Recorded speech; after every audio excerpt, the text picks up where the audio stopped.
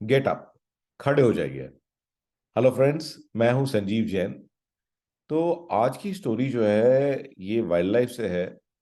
तो जिराफ जब पैदा होते हैं ये बड़ा मुश्किल काम होता है। एक बेबी जिराफ जब पैदा होता है तो वो उसकी मदर जो है ना 10 फीट ऊपर से वो गिरता है नीचे। ठीक है। और अपनी बैक पे गिरता है। लेकिन गिरते ही कुछ ही सेकंड के अंदर में जो बेबी जिराफ है वो जो है रोल ओवर कर जाता है और अपने जो पैर हैं उनको अपने नीचे, अपनी बॉडी के नीचे समा लेता है। और पहली बार जो है वो पूरी दुनिया को फिर इस पोजीशन से देखता है।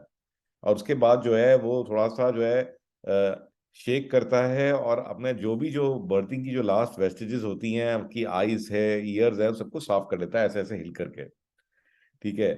और उस समय में जो उसकी मदर है वो रूडली जो है अपने बेबी को रियलिटी बताती है लाइफ की। तो एक जो किताब लिखी गई है बाय गैरी रिचमंड की a view from the zoo, तो उन्होंने बताया कि कैसे जो बेबी जिराफ है वो अपनी जिंदगी का पहला पार्ट पढ़ता है, how he gets a first lesson. तो बेबी जिराफ के ना डायरेक्टली ऊपर उसकी मदर आके खड़ी हो जाती हैं।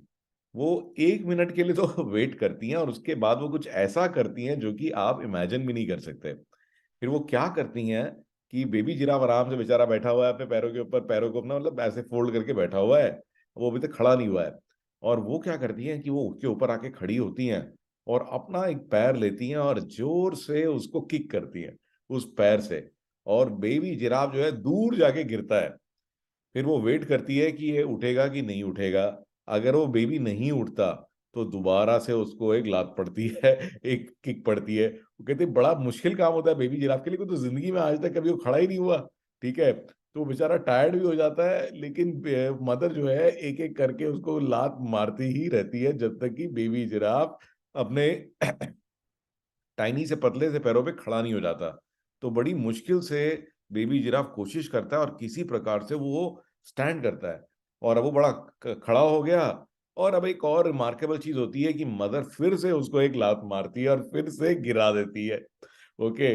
वो क्यों ऐसा करती है? क्योंकि वो कहती है कि भाई देखो, जो बेबी है इसकी सेफ्टी सिर्फ इसी में है कि ये खड़ा होए और ये चले। तो मैं नहीं चाहती कि ये भूल जाए कि ये खड़ा कैसे हुआ था। तो he must remember how he stood up, because अगर ये खड़ा नहीं होगा, चलेगा नहीं, तो Lions, hyenas, leopards, hunting dogs, ये सब लोग जो है इसके पीछे ऑलरेडी पड़े हुए हैं। ठीक है।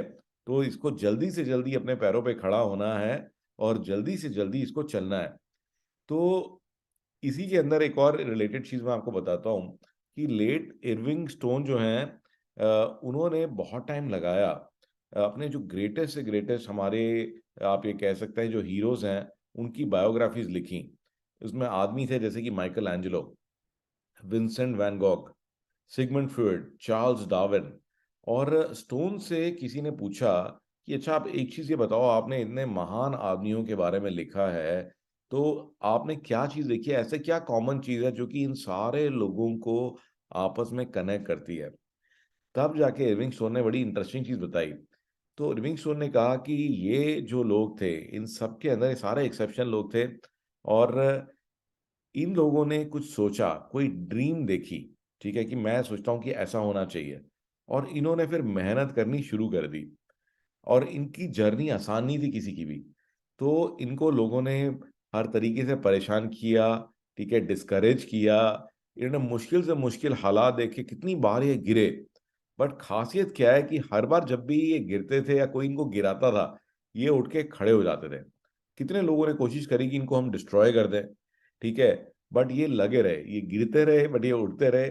और अपनी जिंदगी के एंड की तरफ आते आते इन्होंने कुछ हद तक उस ड्रीम को, जो उन्होंने सोची थी, उस ड्रीम को उन्होंने रियलाइज किया।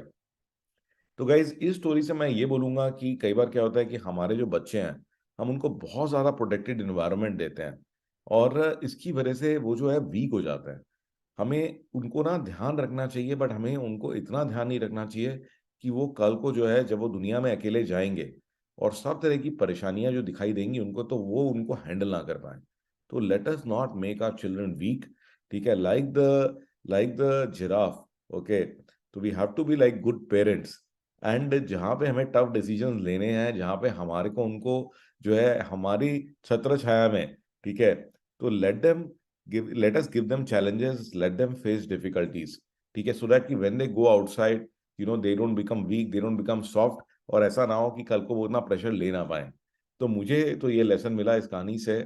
आपको क्या लेसन मिला? Please let me have your comments and feedback, and also आपको ये कहानियां कैसी लग रही हैं, and do send me your stories. तो ऑफ कोर्स मेरा जो है स्टॉक पाइल कहानियों का खत्म होता जा रहा है, तो अगर आप कहानी नहीं भेजोगे तो मैं कहानी रिकॉर्ड कैसे करूंगा? तो I look forward to getting the stories from your side.